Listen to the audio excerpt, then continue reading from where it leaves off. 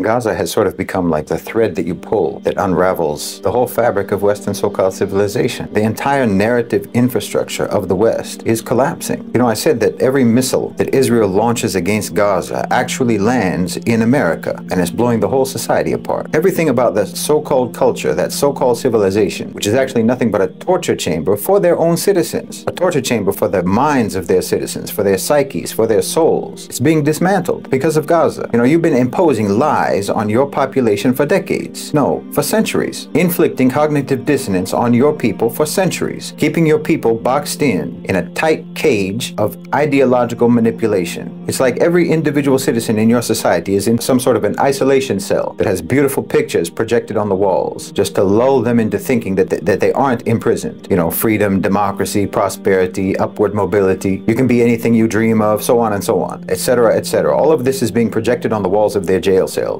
in America, in the collective West. And they can look at it, but they can't really go into it. Can't experience what you're being shown. That's America. It's happy songs being pumped in over loudspeakers to drown out the sound of you and your neighbors weeping. Weeping because maybe their home is being foreclosed upon, or they lost their job, or they can't afford medicine or groceries, you know, or they're being evicted, or because someone that you love has been murdered or assaulted or abducted or raped. It's a dystopian reality constantly being gaslighted by utopian propaganda.